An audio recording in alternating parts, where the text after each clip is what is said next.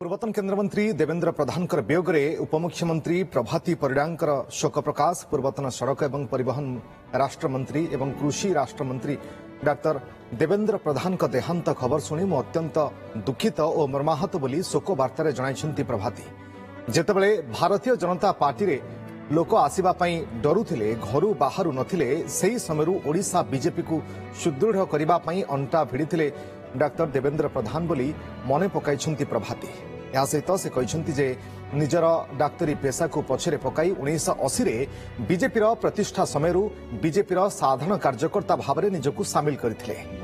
तालचेरू निज राजनीतिक जीवन आरंभ करी प्रथमे मंडल सभापति दायित्व नेले एवं कार्य आरंभ करथिले। परवर्ती समय विभिन्न पद पदवी रे अवस्थापित होई ओडिशा रे बीजेपी को बा भारतीय जनता पार्टी को सुदृढ़ करिबारे तांकर अवदान अतुलनीय बोली दोहराइछन्ति उपमुख्यमंत्री प्रभाती परिडा।